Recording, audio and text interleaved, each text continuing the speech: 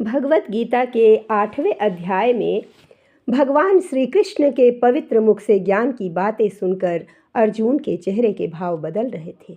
अब पहले वाले भाव उसके मुंह पर नहीं थे। उसे जैसे जैसे ज्ञान प्राप्त हो रहे थे उसका हृदय परिवर्तन हो रहा था। तब अर्जुन बोला, हे मधुसूदन, जिस पुरुषोत्तम का आपने वर्णन किया है वह ब्रह्म क्या है, अव्यक्त क्या है, कर्म क्या है और अधिभूत नाम से क्या कहा गया है? अध यज्ञ कौन है और वह इस शरीर में कैसे है? युक्त मन वाले प्राणियों द्वारा अंत समय में आप किस प्रकार जानने में आते हैं? अर्जुन के मुख से यह प्रश्न सुनकर श्री कृष्ण हंसते हुए बोले, हे अर्जुन, परम अक्षर जो कभी नष्ट नहीं होता, इसे ही आदि ब्रह्मा ईश्वर कहते हैं। परमात्मा ही ब्रह्मा है और अपना स्वरूप ज्ञानी जीवात्मा आध्यात्मिक नाम से कहा जाता है तथा भूतों के भाव को उत्पन्न करने वाला शास्त्र विहीन यज्ञ, दान और धूप हवन सामग्री आदि निर्मित जो द्रव्यादियों को त्याग देता है, यह कर्म नाम से कहा जाता है।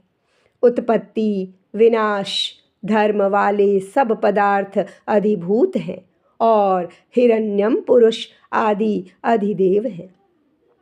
देहधारियों में सबसे श्रेष्ठ अर्जुन, इस शरीर में वायुदेव ही विष्णु रूप से अधियज्ञ हैं।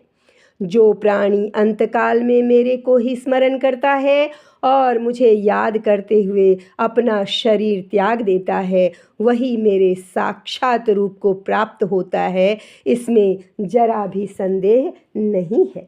या प्राणी अनंत काल में जिस जिस भी भाव को स्मरण करता हुआ शरीर को त्याग देता है, उसको वही प्राप्त होता है, क्योंकि प्राणी सदा जिस भाव का चिंतन करता है, अनंत काल में भी प्रायः उसी का स्मरण होता है। इसलिए हे अर्जुन, तुम हर समय निरंतर मेरा स्मरण करो और युद्ध भी करो, क्योंकि पाप के विरुद्ध लड़ना, अधर्मी का नाश करना, यह मेरा कर्तव्य है। अब इस कर्तव्य को मैं तुम्हें सौंप रहा हूँ। यदि तुम अधर्म का नाश करोगे तो इससे मेरा मन खुश होगा।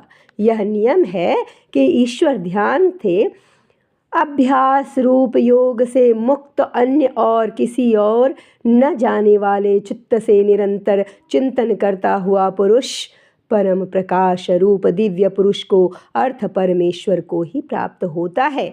इससे जो पुरुष सर्वज्ञ अनादि सब प्राणियों के शुभ और अशुभ धर्मानुसार शासन करने वाला, सूक्ष्म से अति सूक्ष्म सबसे धारण पोषण करने वाले अचिंत्य स्वरूप सूर्य से सदृश्य नित्य चेतन प्रकाश रूप इस संसार के स्वामी त्रिलोकीनाथ ईश्वर का स्मरण करता हुआ उस दिव्य स्वरूप परमात्मा को प्राप्त कर लेता है।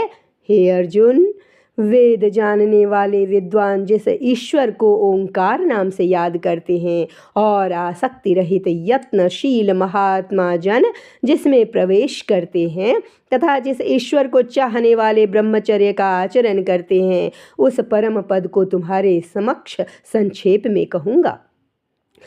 सब इंद्रियों के द्वारों को रोक कर अर्थात अपने मन को संसार के मोहजाल से हटाकर अपने अपने प्राणों को मस्तक में स्थापित करके योग धारण में खोया हुआ जो प्राणी ओम जैसे अक्षर रूप ब्रह्मा का उच्चारण करता हुआ शरीर को त्याग देता है, वह पुरुष परम गति प्राप्त करता है।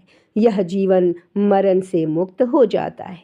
हे अर्जुन, जो पुरुष मेरे में अनंत चित्त से स्थित हुआ सदा ही निरंतर मेरे को याद करता है, मेरी पूजा करता है, ऐसे भक्त के लिए तो मैं स्वयं हाजिर होता हूँ।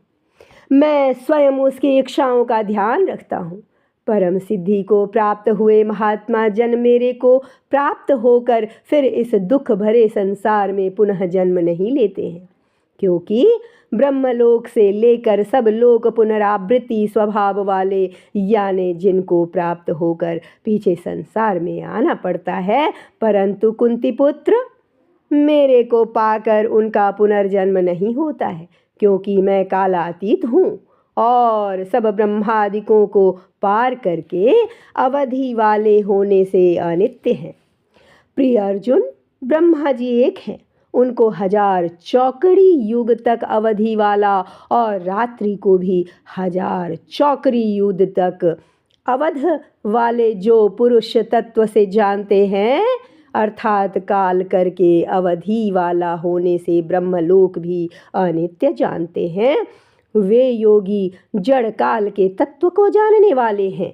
इसलिए वे यह भी जानते हैं कि संपूर्ण दृश्य मात्र मूत गण ब्रह्म प्रकार के मार्गों में से जिस मार्ग में ज्योतिर्मय अग्नि देवता, दिन का देवता, शुक्ल पक्ष का देवता, उत्तरायण के 6 महीनों वाला देवता है, उस मार्ग में मरे हुए ब्रह्मवेता अर्थात परमेश्वर की उपासना से परमेश्वर परोक्ष भाव से जानने वाले योगी जन उपरोक्त देवताओं के क्रम से ले गए ब्रह्मा को प्राप्त होते हैं। जिस मार्ग में रात्रि देवता है, कृष्ण पक्ष का देवता और दक्षिणायन के 6 मास का देवता है, इस उलझन भरे मार्ग में मरने वाला प्राणी सकाम कर्म योगी उपरोक्त देवताओं द्वारा क्रम से ले गया हुआ चंद्रमा की ज्योति को प्राप्त होकर स्वर्ग में अपने शुभ कर्मों का फल भोग कर गया आता है। क्योंकि संसार में 2 प्रकार के पक्ष अर्थात शुक्ल पक्ष